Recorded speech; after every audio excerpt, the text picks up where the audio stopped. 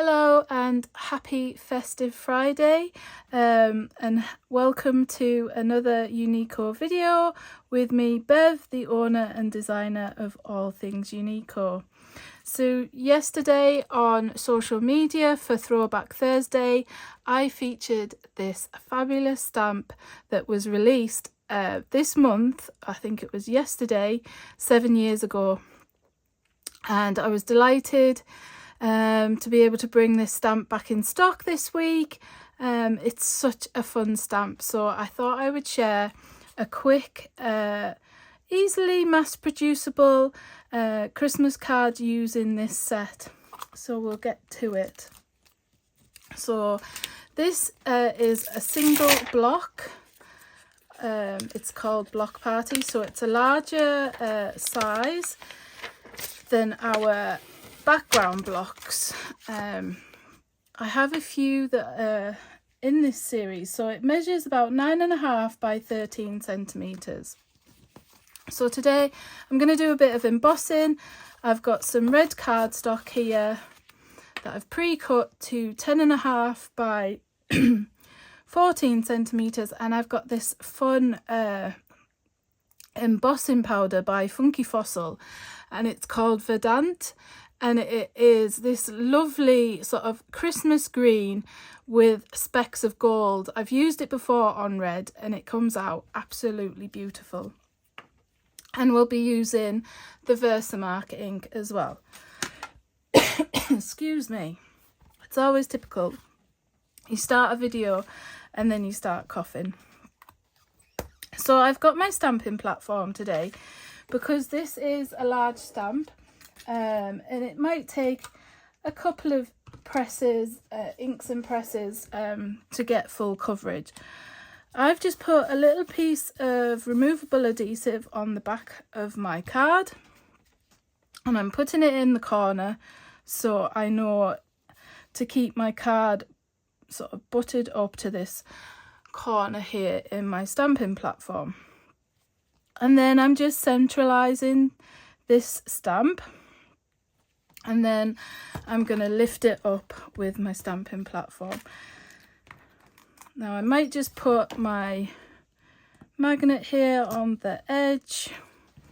I might put this one down here on the bottom edge as well. Before I ink anything up, I've got a little embossing buddy, and I'm just going to rub this over. So the reason why I've cut 2 bits of red card, I'm going to stamp it twice, and we're going to do a fun, simple but effective spotlight technique with this stamp. Now if you've been around Uniko for some time, you might look at this stamp and recognise a few of the images from other Christmas festive stamp sets. So there's this fun Santa here who is from Jolly Christmas. Unfortunately, he's currently out of stock, but this one on this stamp, he's a little smaller version. Some of the fonts are the same that I've used in many a stamp set across the Uniko collection.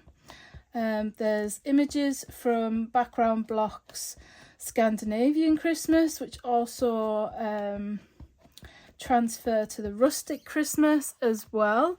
So there's lots of sort of overlaps and pairing opportunities. But what I like about this stamp is you just get an instant image with one stamp. So as you can see, I've stamped it a couple of times just to make sure that I get a perfect impression. And hopefully you can see the image. So I'm just going to move that to the side for a second, and then I'm going to apply the embossing powder just so I know it'll stick. And then we're going to repeat the process for a second stamp on the other piece of cardstock. So you could, in actual fact, just do this technique of just heat embossing this image, because it really does pack a punch and there is very little you have to do. So if you're in a hurry, this is definitely a stamp to go to for quick mass producible cards. I absolutely love it and I've used it a lot. So I'm just going to get my heat tool and then you'll be able to see this beautiful embossing powder. I can't be 100% sure that Sarah has still got it in stock, but I will have a look, and if it is, I will link it in the video. It is beautiful, sort of green with the flecks of gold. And this is the magic of heat embossing. Hopefully you're seeing this on the video where it turns. It's just, it never gets old, does it, really, embossing? Well, I don't think it does anyway. Which reminds me, I need to get some more gold embossing ready for my Christmas cards this year. I realised when I came to look in my drawer full of embossing powders, because originally I was going to do it in gold, but I am currently out of gold embossing powder. But just look at that. I can see there I've just missed a little spot, but I'll come back to that in a second, because we're going to stamp and then emboss another one of these. And it just shows how quickly you could make a Christmas card with this one stamp. And as I say, it would pair beautifully with lots of other Uniko Christmas products. So again, we're going to use our embossing buddy just to make sure we get no sort of bits of embossing powder stuck anywhere we don't want it to be. And I'm just using Versamark. Now, in the past, I have used metallic pigment inks when I'm using sort of metallic embossing powders, and it sort of emphasizes the metallic effect and the look. But because this one's a bit of a mix of metallic and colour, I'm just using the Versamark. My ink pads, I do re-ink them quite regularly, but when they sit about for a bit and I haven't used it for a while, it is a good idea just to repeat ink and stamp, just to make sure you get a lovely impression. But I have to say, embossing powders usually stick to all the places you don't want them to. So it's not always essential to double ink. But hopefully we'll get another perfect impression. And another reason is with this technique, you want the two backgrounds to be lined up, and well, I don't know, I couldn't say that they would be exactly the same, but it'd be 99.9% the same, because obviously the embossing powder is going to look a little bit different in places, but you want them to be as close a match as possible for this spotlight technique. And it's a technique I use a lot for larger backgrounds, especially if you want the pattern or the image to be the focal point. And this technique that we're going to do, it just helps emphasize that background really. And there's no real need to add a sentiment to these cards, to this background, because it is full of lovely fonts and Christmassy sentiments. So we're just going to heat this one up, and I'm just going to heat up the little section on the S and the T of Christmas that I missed on the other one. And yes, we'll watch the magic happen again. Now, some people heat up on the back of theirs. I've just always used this heat tool and I'm comfortable with it. Everyone has their own preference. This one is by Ranger. I had an original white one that I got with Ranger. I don't think they do the white one anymore. And a few years ago, died on me after about 20 years of use, and I had to get this one, and it's black, but it's exactly the same. I'm used to this style, and there's so many on the market, but I don't think you can go wrong with a heat tool.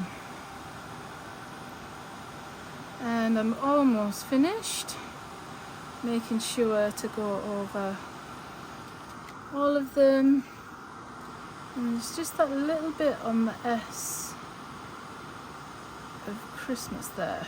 I've seen it turn, and there we have two images, exactly the same. And I've just noticed that one was hot, and then I've just smudged it slightly. So what I will do is I'll use that one on the back, and I'll use this one on the front, because we can easily hide it with this technique. Now, what we're going to need is a die. And this is just a circular die out of a set that have different sizes. They call them stackables. I believe this one is by Sizzix. I've had it for donkeys. And all we're going to do is we're going to die cut some sections out of this top card, and then we're going to adhere them to this base card. And that is it. So I'm going to choose just some random places to die cut this image. So you need your die cutting machine. My plates are quite worn, so I do apologise for the state of my die cutting machine. And I'm just going to make sure that I get that merry. Well, you don't have to overhang, but I like a couple of mine to overhang. I might just go up slightly.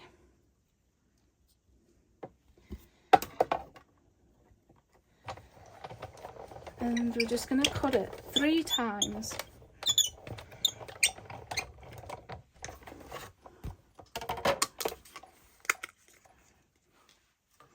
We've got one. And then I'm going to do one up here at the top. And then we'll do one in the lower section as well. As you can see, my die cutting machine is well loved and very squeaky.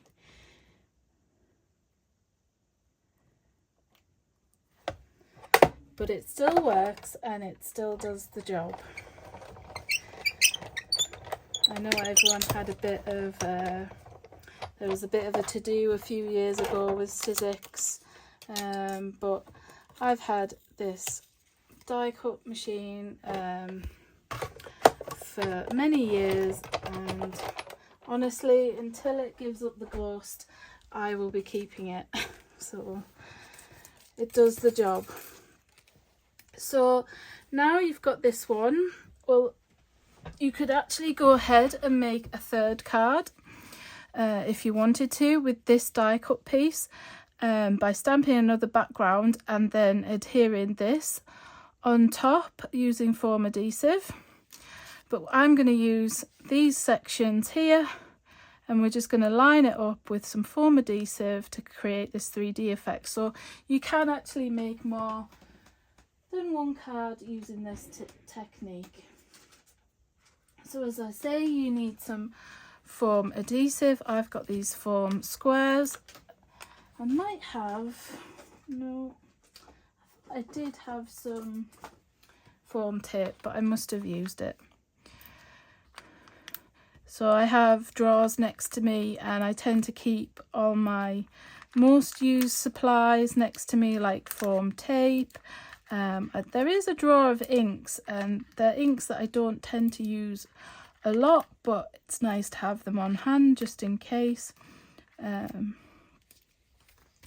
there's a drawer with some things. I need to have a reorganisation day, to be honest, but it's finding time, isn't it?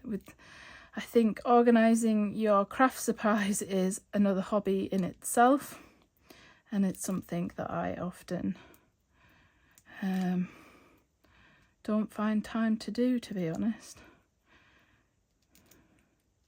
So this is probably the longest part of making this card, is picking off these pieces of foam tape, and then it's just a case of lining up the image, and it should theoretically be quite easy. There we go, I had it slightly off. And then you're just going to do the same to these other two pieces.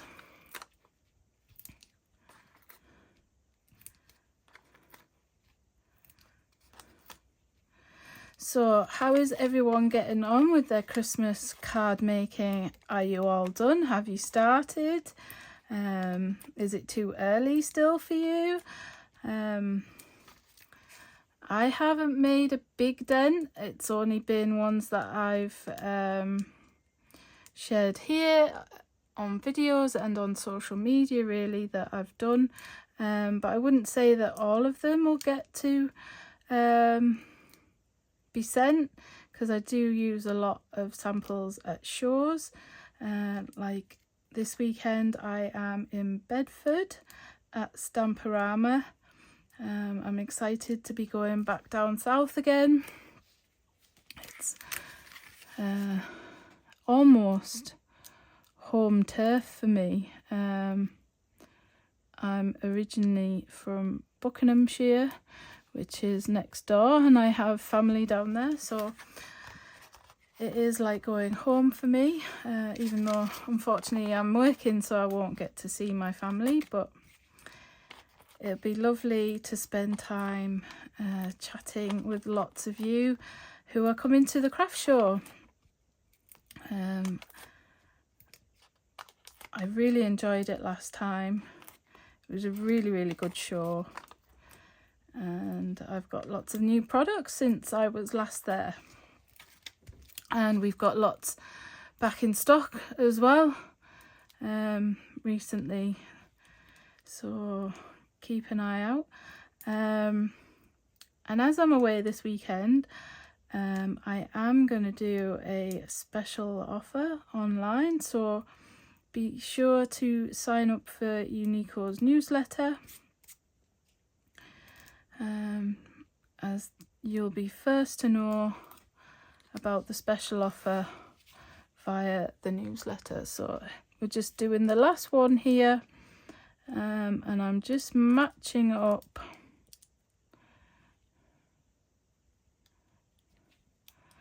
the snowflakes.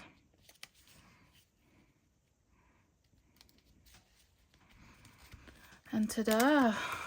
I've used thicker foam tape than normal because I'm currently out of stock of my 1mm thick that I like, but I quite like the thicker one for this technique because it gives a little bit more dimension, and it just, isn't it just a fun technique?